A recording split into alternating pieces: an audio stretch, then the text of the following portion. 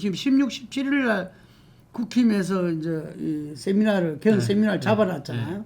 뭐 개헌특위위원장에 뭐 주호영 부의장을 한다는 이야기도 있고 이런데 아마 민주당에서도 계속 안 받기 어려울 겁니다. 그게 쉽진 않겠죠. 예, 그러면은 국회 차원에서 국회 개헌특위가 움직이지고 뭔가 이제 이 보수 쪽에서는 아까 여론조사에서 대선을 생각하는 게 반영돼 있다 그랬는데 실질적으로 이제 차기를 다음을 생각하는 이 전반적인 어떤 이 공론화 작업이 이루어질 거고 그럴 때 이제 그 이 대선 주자들이 보다 더 활발한 이 메시지와 활동을 하게 되면서 거기에서 대선 승리라는 것을 이제 따지게 되는 거죠. 이게 아마 그때 되면은 제가 생각할 때는 보수 언론들도 이 덩달아서 지금 그 부분들에 대해서 앞선이 뒷선이 하면서 이렇게 아젠다를 제시하고 해나갈 거고 그래서 거기서 국힘으로서는 그 기로에서 그걸 제대로 아까 말한 대로 역동적 경선을 해내느냐 마느냐가 아마 승부수가 될 거라 봐요. 그거와 관련해서 제가 주목되는 인터뷰가 지난주에 나왔던 중앙일보의 그 이정민 논설위원인가? 이정민 그 기자가 오세훈 시장하고 인터뷰한 건데요. 거기 보면 오세훈 시장이 개헌 이야기를 하면서 뭐라고 이야기하냐면 2028년도에 개헌을 하면 된다. 그래서 그렇게 될 경우에는 이번에 조기 대선의 경우에 나오는 대통령은 임기를 3년으로 딱 자기가 하고 내가 그러면 2028년도에 개헌하고 그러니까 다음 누가 되든 간에 3년만 그럼 대통령 임기를 하자. 그 이야기를 끄집어냈어요. 만약에 오세훈 시장이 나는 좋아. 내가 지금 레이스를 뛰는데 나는 임기를 3년으로 할 거야 라고 먼저 치고 나가면서 이렇게 판을 만들어 나가면요. 상당히 저는 아름다워 제가 생각해서 좀 파괴력이 있지 않을까. 그러니까 대통령 임기 자체를 자기 스스로 줄이면서 2028년도에 그 뭡니까 총선하고 맞춰서 그런 식으로 이 뭐 4년 중이 뭐 대통령 선거제를 한다든지 그런 식으로 자기 나름대로 결단과 희생의 모습을 보는 식으로 돌파구로 지금 아직까지 뭐 인터뷰에서는 흘러가듯이 이야기를 했는데 그걸 갖다가 예를 들면 나름대로 여러 가지 개헌안을 이야기하면서 자신이 나가 정치적인 총대를 몇 개, 희생의 총대를 몇 개 하는 식으로 던질 경우에는 나름대로는 저는 그러니까 이재명 대표 입장에서는 상당히 이걸 갖다가 안 받을 수도 없는 그러한 상황으로 조금 그런 분위기가 모색되지 않을까 생각이 듭니다. 저도 정치 지도자는 자기 결단과 자기 희생을 그렇죠. 국민들이 요구하는 것 같아요. 특히나 이런 어려운 시기에는. 그러니까 저희들이 이제 그동안 계속 이야기를 했던 게 윤석열 대통령도 임기 단축 개헌을 해라. 그래 7공화국을 열면은 그렇죠. 모든 문제가 익스큐즈 될 수 있다. 라고 이제 이야기를 했는데 결국은 뭐 그와 180도 전혀 다른 비상계엄으로서 이제 치고 나가 버렸는데 지금 그게 똑같이 이재명 대표한테도 그런 요구가 있습니다. 뭐냐면은 이재명 대표가 사법리스크 속에서 지금 뭐 윤석열 개헌의 하나의 근거로 제시했던 국회 입법독재 방탄국회를 이야기하지 않습니까? 그렇기 때문에 이재명 대표가 오히려 이 내년 보면은 이제 지방선거가 있잖아요. 지방선거 때 28년이 아니라 26년도까지 하겠다. 그리고 그때 개헌을 국민투표하겠다. 붙이겠다.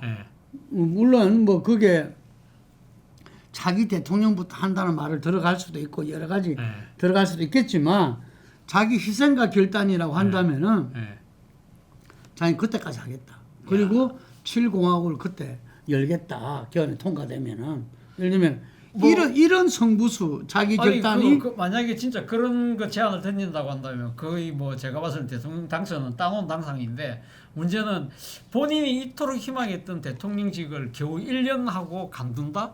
그리고 사실은 지금 우리나라 현행헌법에 의하면 이 뭐라고 돼 있냐면 개헌을 한 그 당의 그 대통령은 바로 못 나오도록 돼 있거든요. 그렇기 때문에 그러면 본인이 만약에 한다면 그럼 4년이 내년 8년 뒤에 그러면 다시 대권에 도전할 수 있는 상황인데 어쨌든 만약에 1년 정도만 해서 내가 제7공화국을 열겠다. 새로운 뭔가 하나의 권력 구조를 만들겠다고 이야기한다고 한다면 그게 이길 장사는 없을 것 같은데요. 지금 이제 제가 또 이야기하고 싶은 게 그 이제 우리가 아까 여건을 좀 살펴봤잖아요. 그럼 야권을 볼 때 무슨 야권은 뭐 이야기할 필요도 없다. 이재명 당 대표가 1급 체제인데 뭐 야권은 시간도 없는데 뭐 그 이야기하냐 이런 이야기도 있지만 사실은 이번 신춘 여론조사가 저는 이재명과 민주당으로 변하지 않으면 안 된다는 것을 그렇죠. 난 제시했다고 보거든요. 그러니까 이재명 대표 민주당의 그 실용주의 또 여러 지금 정책의 변화 추경부터 포함해서 25만 원 지원금도 지금 안 한다 그러고 그 반도체 특별법에서도 52시간 노동제도 이 노동 그것도 지금 이 수정을 한다는 거잖아요. 이런 부분들이 서울 여론조사에서 굉장히 이 위험하게 불안하게 그렇죠. 흔들어 버린 거죠. 이게 이대로 가다가는 이거 어렵다. 이걸 던진 거라는 거죠. 근데 그게 이재명과 민주당에만 던진 게 아니라 범진보 세력한테 이 민주 세력한테 던진 게 아니냐 이래 봐지기 때문에 뭔가 다른 게라도 모색해야 된다. 이것만 봐서는 안 된다. 이러면서 흔히 말하는 비명주자들의 목소리들이 분출되기 시작했어요. 맞습니다. 쭉 들으셨죠? 들었는데 문제는 제가 생각할 때도 그렇습니다. 그러니까 지금 이재명 대표의 지금 이 지지율이 민주당 내에서는 압도적이거든요. 그렇기 때문에 지금 소위 말해 신삼김이라고 이야기하는 김부겸, 김동연, 김경수 이 세 사람들이 이 짧은 시간 안에 뒤집기는 쉽지는 않습니다. 근데 어쨌든 이런 사람들의 존재가 있어야만 또 이재명 대표의 혁신과 개혁이 또 빛나는 측면이 있기 때문에 저는 뭐 이런 부분들이 바람직해 보이긴 한데 가장 큰 문제는 제가 생각할 때 이재명 대표의 적은요. 그런 신상김이 아니고 결국 본인이라는 거죠. 본인이 그럼 어떤 식의 모습을 보이느냐. 앞서 말씀하신 대로 흥묘병묘론 들고 나와서 실용주의 이야기하고 정책 변화를 지금 하잖아요. 소위 말해서 자신이 정책 브랜드라는 기본이라는 기본소득, 기본사회도 지금 이걸 갖다가 지금 드랍시키는 그런 상황인데 가장 큰 문제는 그건 것 같아요. 본인의 사후 리스크에 대한 이 부분. 그리고 또 하나는 비명계 진짜 이 진정한 포용. 이 두 가지가 지금 걸림돌이라는 겁니다. 지금 오늘 지금 우리가 지금 이야기하고 있는 이 시간에 이재명 대표의 2심 재판이 열리고 있는 걸로 제가 알고 있는데 여기에 대해서 이재명 대표의 그 변호인들이 공직선거법상 비사실 공표죄를 위헌 법률 제청 신청을 재판부에다 냈거든요. 그런 상황인데 문제는 이러한 부분들이 많은 국민들 입장에 특히 중도 무당층들 입장에서는 이건 대표적으로 정치적 꼼수로 보인다는 것이죠. 물론 이 직접적인 비교는 안 되지만 지금 민주당과 이재명 대표가 이 윤석열 대통령, 윤석열의 탄핵 심판에 대해서 무더기 정인을 신청한다든지 그런 식으로 해서 이 재판 지연을 하려는 탄핵 심판을 지연하려는 모습을 갖고 강하게 비판했잖아요. 양쪽이 침대 축구한다. 그러니까 이게 정도의 차이는 있지만 똑같은 내로남불이라는 거죠. 자, 이런 상황에서 저는 그렇게 생각합니다. 그러니까 이재명 대표 입장에 2심 재판이 상당히 중요한데 위헌 이 법률 제청을 하려고 하면 그럼 1심 결론 나오기 전에 하는 거죠. 사실은 허위사실 그러니까 공직선거법상 허위사실 공표라는 것 자체가 표현의 자유를 침해하는 건 저는 맞다고 생각해요. 맞다고 생각하고 그리고 우리 선거법의 기본 취지가 돈을 묻고 입은 푼다는 거잖아요. 그런 취지를 본다고 한다면 그러면 민주당이 압도적인 다수 의석을 갖고 있는 일당인데 그럼 그 공직선거법을 진작 그럼 법률을 개정을 하든지 그런 노력도 하나도 안 하고 있다가 갑자기 와서 1심에서 징역형 받으니까 이제 와서 위헌 법률 심판 제청한다?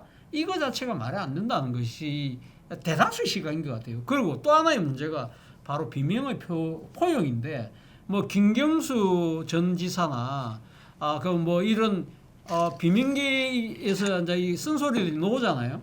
여기에 대해서 지금 그러니까 임종석 같은 경우 대표적으로 왜 충청도 졌냐부터 시작해서 뭐 언제까지 문재인 탓할 거냐 하는 식으로 계속 앉아 이렇게 공격을 하는데 이 부분에 대해서 아니 총구를 왜 이 바깥으로 향해야지 안으로 향하는 식의 대응을 하는 것 자체가 저는 그 말을 안 하느니 못하다고 생각하거든요.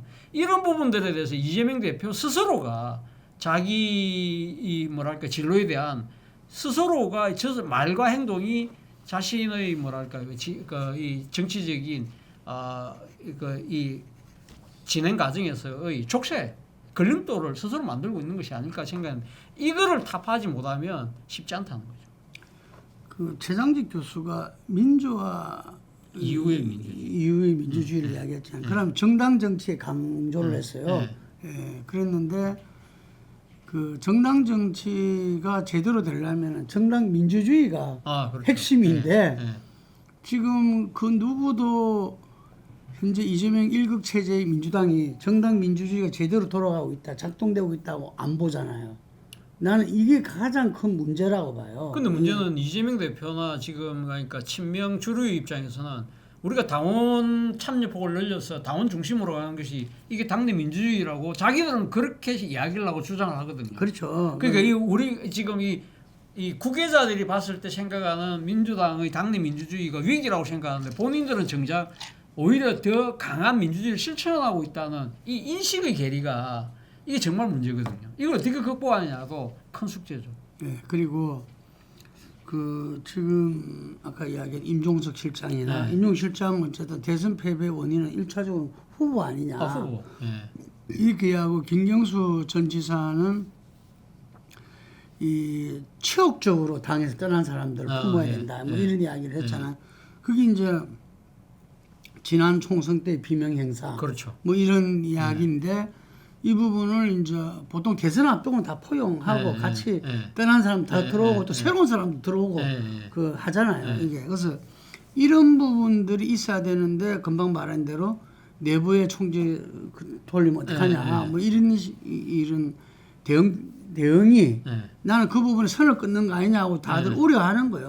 우려하는 건데 어쨌든 이번 대선을 또다시 51대 49로 정말 이렇게 그 피 흘리는 그런 혈투를 하는 것은 어느 쪽이 승리하더라도 새로운 대한민국, 대한민국의 지금 현재 이 비극적인 이 계엄 사태를 극복하기 위해서는 저는 그 말은 김경수 지사 잘했다고 봐요.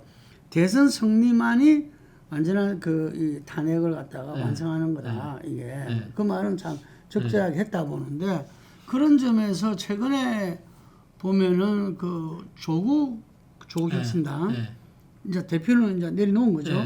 전 대표가 전 의원이 그 옥중에서 경향신문 인터뷰 속에서 다수 이렇게 이 연대를 이야기했더라고요. 이게 그러면서 그 이강재 전 의원도 예를 들면 51대 49가 아니라 70대 30의 국민연대를 이뤄야 된다. 이런 말이 많은데 저는 이제 그걸 보면서 현재 민주당과 이재명 대표의 그 실용주의 이게 대해서 상당히 좀 불안감을 가질 수밖에 없어요. 왜냐하면 이게 중도층을 갖다가 끌어안기 위해서 하는 포석이다 이렇게들 이야기를 하는데 이 세상에 중도층이라는 것은 노선에 대한 입장은 지그재그입니다. 항상 지그재그인 거고 기본적으로 자기가 어느 가치를 놓고 어떤 국민들과 함께 가려고 하느냐 이게 지금 이 시대의 과제는 불평등과 극차 해소 아니겠어요? 그런 부분들을 갖다가 중심에 놓고 그 다음에 거기에서 나오는 어떤 이 선거 전략상으로서 여러 가지를 짚어야 되는데 중심이 흔들린 상태에서 지금 저렇게 가버리면 중도층은 지그재그로 가고 그리고 현재 중도층 표를 얻기 위한 정책 노선의 변화를 꼼수라 보지 진정성 있게 누가 보겠어요 그거를. 그래서 저는 현재 그 서울 민심 여론조사가 이재명과 민주당의 대단한 혼란을 지금 가져오고 있다.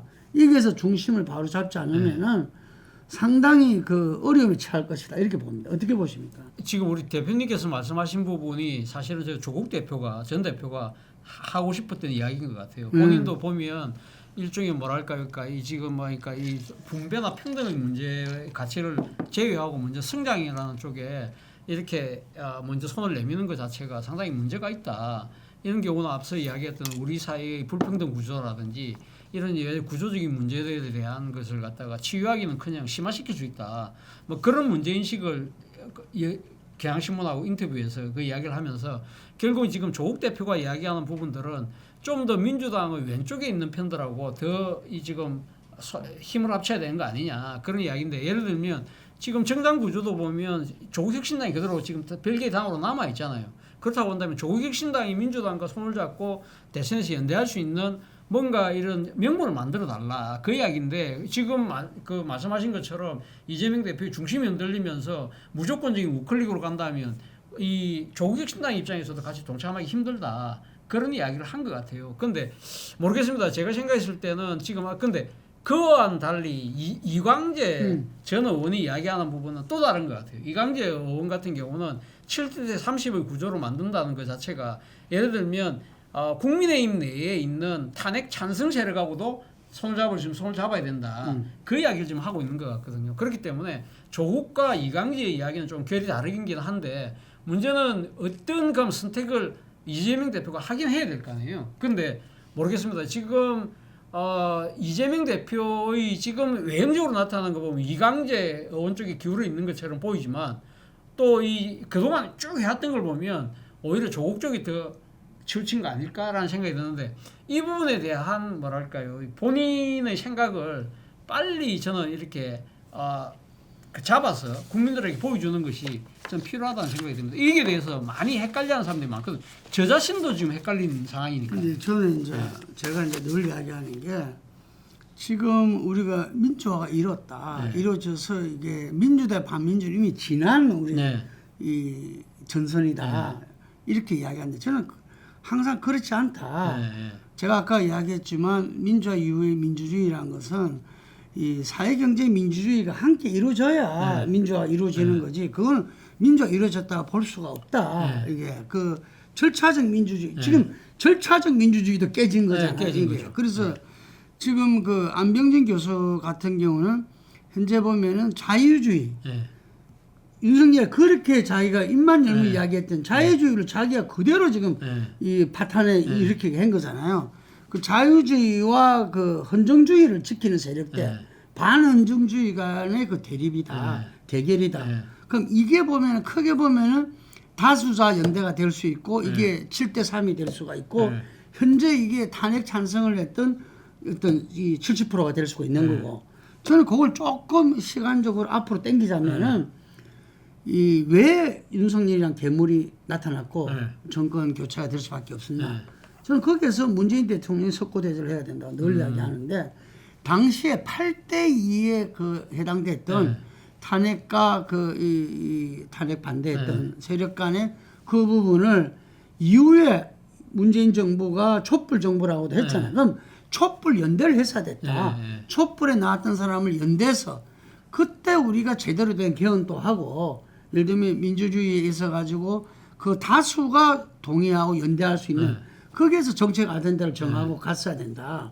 뭐 일간에 보니까 유승민 전 대표한테 경제부총리도 제안했다 그러더라고. 제안했는데 그 사람이 뭐 참고를 데리고 들어가야 된다고 뭐 성낙을 안 해서 그래 됐다는데 그건 잘 모르겠어요. 이게.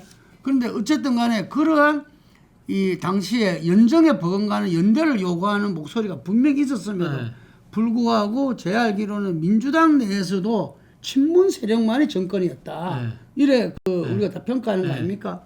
그러다 보니까 이게 다수에게는 전부 다 침묵을 요구했고 지금 민주당이나 마찬가지입니다. 그 당시에.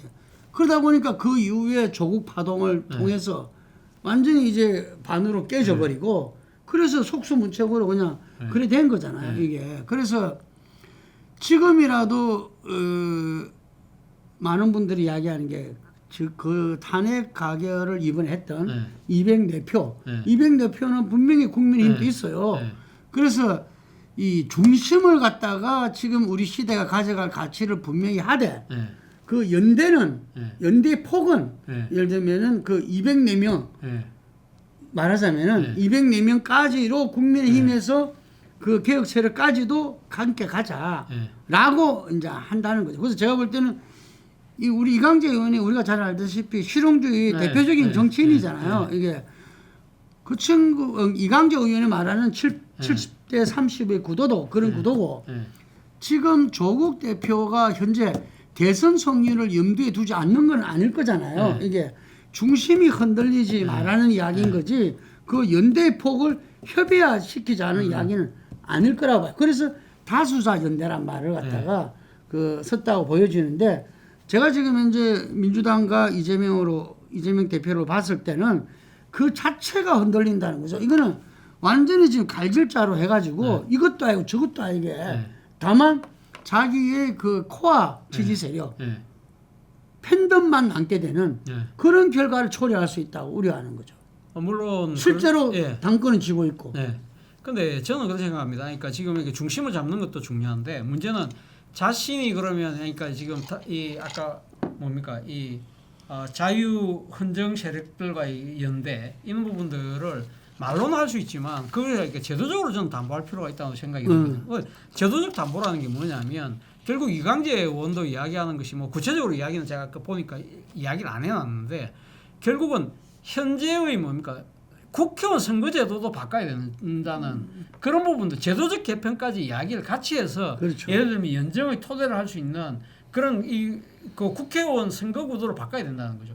예를 들면 지난 총선 같은 경우도 민주당이 국민의힘보다 한 6% 정도 앞섰는데 의석차는 5.8%. 그게 엄청나게 벌어졌잖아요. 예. 그런 부분들이 그러니까 시정할 수 있는 그런 예를 들면 우리가 아까 이야기했던 제7공화국을 여는 그 가감한 권력 구조 개편 플러스 그리고 연정이 가능할 수 있는 정치 구조를 만들기 위한 선거 구조에 대한 이야기까지 같이 이야기하면서 우리가 그럼 내가 대통령이 되더라도 의회 내에서의 세력은 어느 한 정파가 독주하지 않고 연대를 할 수밖에 없는 그런 식의 이 제도적 틀을 만들면서 같이 이야기를 해야 그게 진정성 있게 들리는 것이지 그러지 않고 내가 중심을 잡아서 내가 이야기하는 것이 그러니까 이 지금 중도를 통합하기 위한 이런 실용적인 행보를 이야기합니다. 이 이야기 자체의 진정성은 안 먹힐 거라는 거죠. 그런 측면에서 본다고 한다면 우리가 앞서 잠깐 이야기했던 개헌과 관련된 이 제7공화국의 여는 그 문제가 상당히 더 중요해질 수 있겠다는 생각도 듭니다. 네, 그래서 지금 제가 이제 새로운 대한민국 시리즈로 스페셜 인터뷰를 진행하고 있는데 거기서 보면 다들 이제 오랫동안 민주주의를 연구했던 분들은 이 미국과 한국을 제외하고는 선진국에서 대통령 수행하는 나라가 없다. 그건 왜냐? 민주주의 발전 과정에서 이 결국은 국민들의 의사를 갖다가 더 제대로 반영하기 위한 게 민주주의 제도의 그 발전사잖아요. 그러다 보면 그게 내각제 요소로 갈 수밖에 없다는 이야기인 거죠. 그런데 내각제는 바로바로 국민들의 평가에서 반응할 수밖에 없는 제도인데 대통령제는 그렇지 않잖아. 무시무시한 뭐 이 탄핵이니 뭐 또 거기에 대한 반대되는 계엄이니 뭐 이런 일이 연출될 수밖에 없는 건데 그래서 거기에 대한 변화가 필요한데 우리 국민들은 현재 대통령제 바뀌더라도 4년 중임제 대통령제가 거의 지금 다수를 차지하고 있어요. 이게 내각제와 그 분권형 대통령제는 이혼집 정부에 원하지 않고 있는데 그런데 이제 그래서 그분들이 하는 이야기가 4년 중임제 대통령만 제시해가지고는 안 된다. 금방 말씀하신 대로 선거구제 개편이라든지 그리고 아까 제가 말한 그런 다수연대, 다수자연대, 70%연대, 촛불연대, 탄핵연대를 위해서는 결선투표제가 들어가야 돼요. 결선투표제. 결선투표제가 들어가야 되고 그리고 현재 대통령제에서 분권형을 해나갈 수 있는 그런 부분들, 선거구제 개편이라든지 또 조금 더 나가면은 우리나라 있었잖아요. 양원제라든지. 양원제. 그 거기다 하나 더 보태면 예를 들면 지방분권.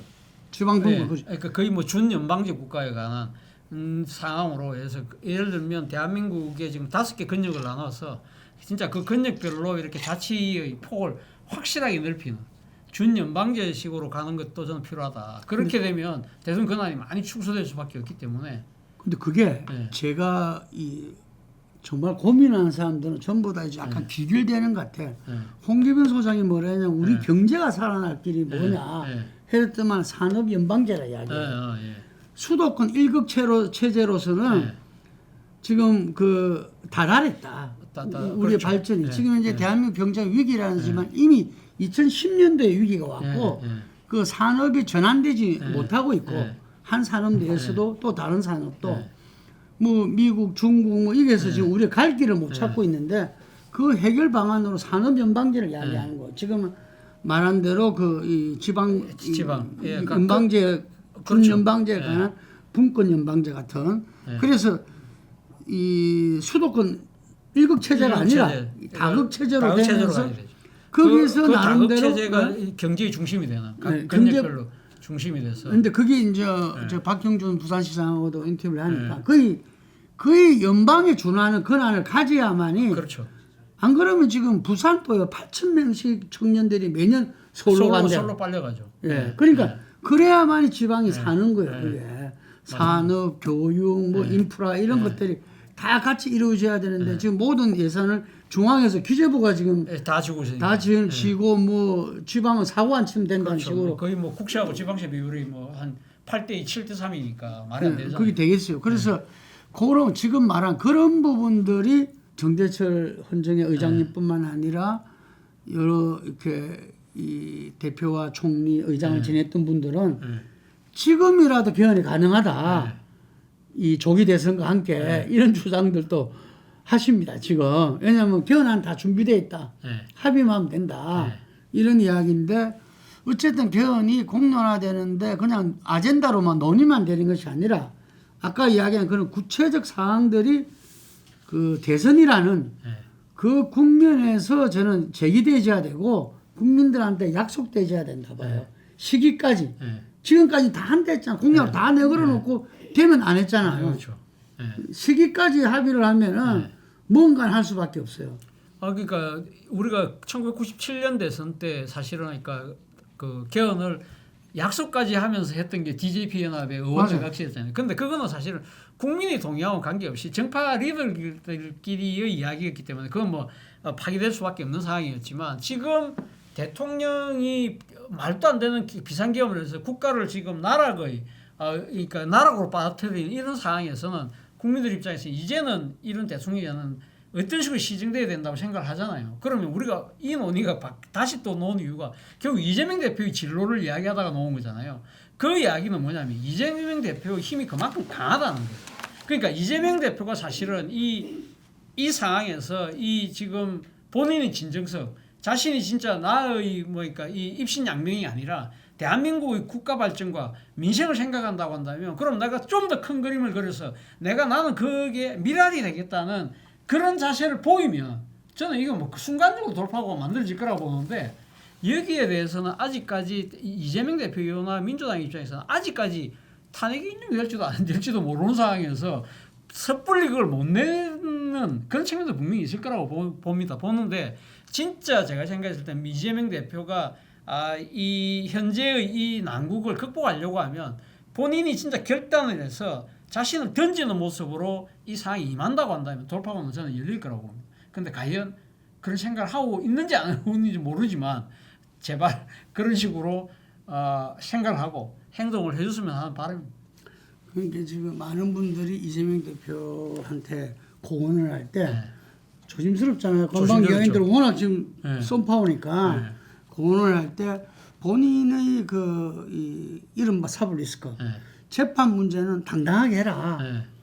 그랬는데 또 이번에 그 아까 말한 헌법소원제청을 하는 바람에 이 좀 실망하는 사람도 있고 그래요. 그렇지만 아까 말한 대로 그 자체는 뭐 저도 근거가 있다고 봅니다.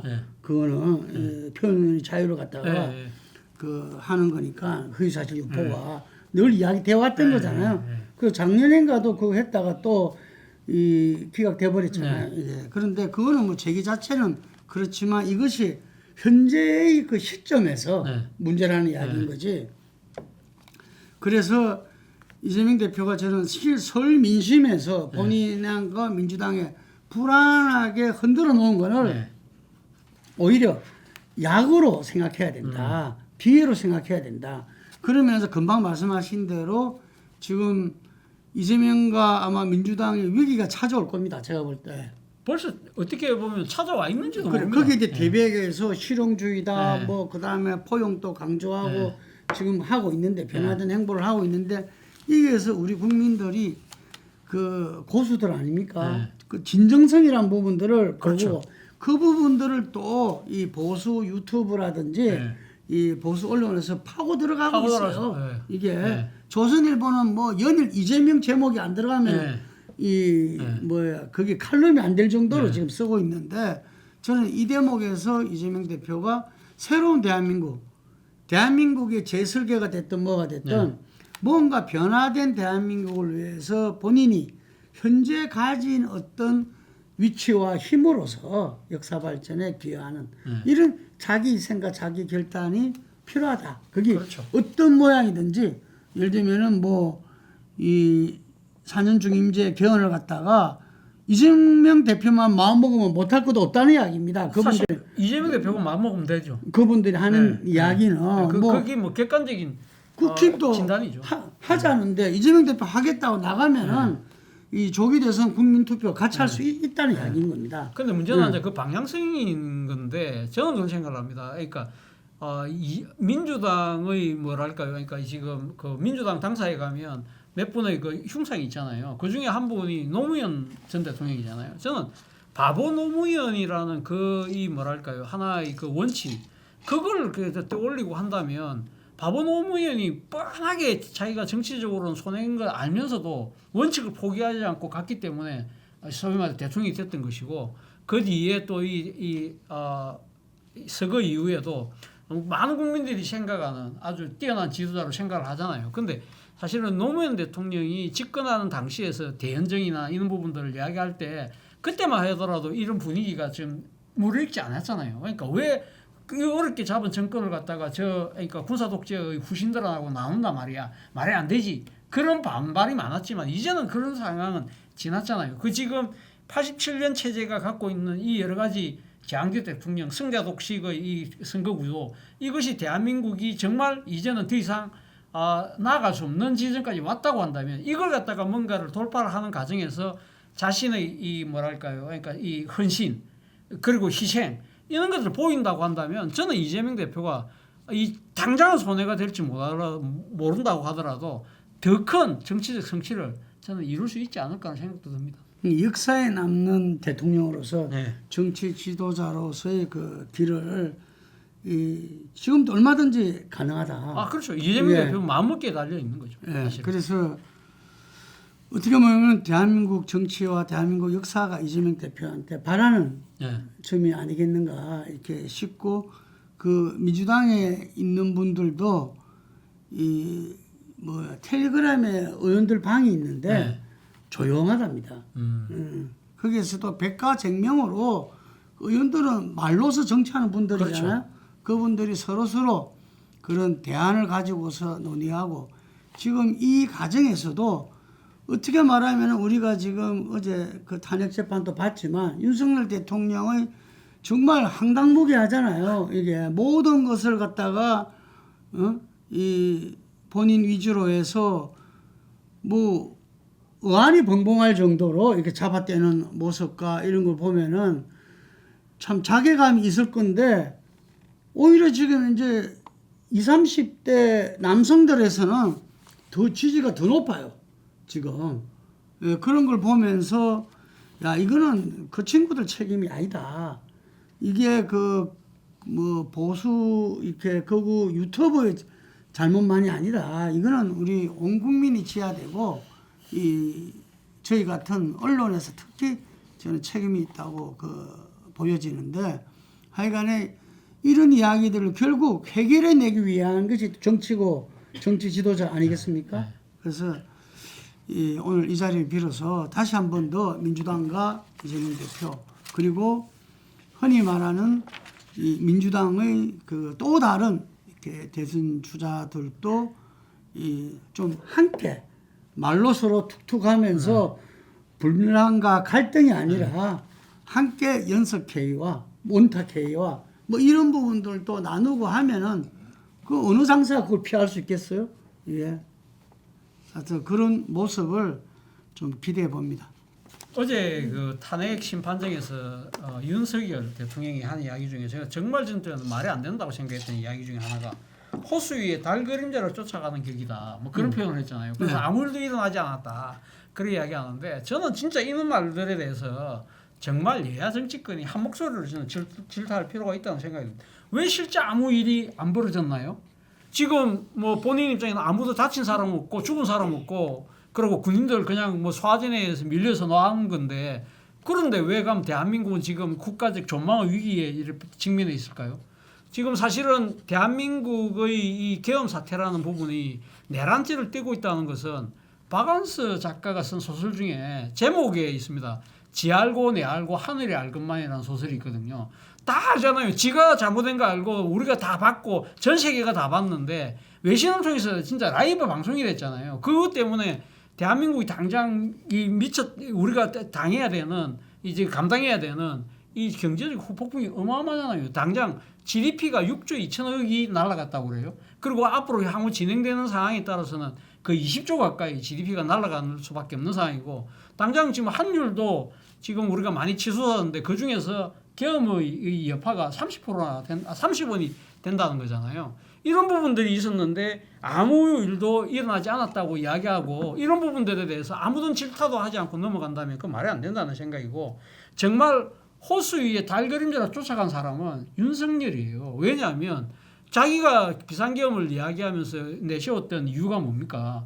지금 야당의 그 가반수 의회 지배를 통해서 국정 마비를 갖고 오고 그리고 예산을 깎아서 국정 마비가 왔다고 그러는데 야당이 깎은 감액 예산은 0.4%밖에 안 되거든요. 이게 지금 국정 마비가 올 정도 그리고 그 계엄을 할 정도의 국가 비상사태냐? 그게 아니잖아요. 말 그대로 윤석열이 진짜 달 그림자로 쫓는 그 허상을 보고 국가가 마비가 됐다는 그 허상 때문에 지금 비상계엄을 선포한 그런 상황이기 때문에 이런 부분들에 대해서는 저는 탄핵 심판과 관련해서 헌법재판소 재판관들이 냉철하게 볼 필요가 있다는 생각이 들고 그리고 어제 또 탄핵 심판장에서 본인이 또 그 이야기했잖아요.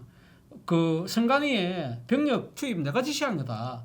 그거 하나만으로도 탄핵 성사돼야 되는 거 아닌가요? 저는 그렇게 생각합니다. 그거 진짜 명백하게 본인 스스로도 잘못됐다는 걸 알기 때문에 그걸 변명한답시고 이야기를 하는 거거든요. 그래서 본인은 그렇게 그러니까 병력을 보낸 것이 뭡니까? 이 부정투표 용지가 자기가 검사할 때 보니까 많이 그러니까 나와서 그거 스크린하라고 보냈는데 모르겠습니다. 제가 뭐 지금 들어간 부대들이 서버를 압수하고 뭐 체포조를 하고 이런 것들은 내가 모르는 상황이라는 식으로 발뺌하는 진짜 부하에게 이렇게 떠밀는 이런 식의 이 지금 윤석열의 인식 이런 부분들에 대해서는 정말 여야 정치권이 하나로 여기 부분에 대해서는 강하게 질타할 필요가 있고 이런 대통령이 다시 나오지 않는 정치 구조를 만드는 것이 저는 필요하다는 생각이 듭니다. 저는 제가 늘 이야기하는데 어떻게 윤석열이 12.3 비상계엄과 그 이후에 지금의 이제 뭐 아예 이 탄핵 심판도 헌재도 뭐 이 지연 작전 쓰고 이 뭐 예를 들면은 그 조사도 이렇게 거부하고 이런 행위 이거는 뭐 검사 출신이나 이야기할 수 없는 그렇죠. 본인이 법치주의를 제일 먼저 앞세운 사람으로 할 수 없는 이런 일들이 벌어지는가? 저는 그 부분들이 우리가 그동안에 이런 쿠데타 세력들 반헌법 세력들에 대한 진치가 부족했다. 그래서 앞으로 뭐 예를 들자면은 이러한 국사범에 대한 그 사명감을 갖다가 이거는 원천적으로 없애야 된다. 지금 아마 이런 이야기도 나오더라고요. 윤석열 대통령이 탄핵되더라도 자기를 사면시켜 줄 후보를 지금 그렇죠. 이제 고를 것이다. 선택할 것이다. 이런 이야기들이 나와요. 내심 아마 지금 정권 재창출이 되면 뭐 그 오세훈이든 한동훈이든 뭐 하다못해 유승민이 된다 하더라도 자기 입장에서는 나를 어떤 식으로 정치사유 사면해 줄 거라고 내심 기대하고 있을지 모릅니다.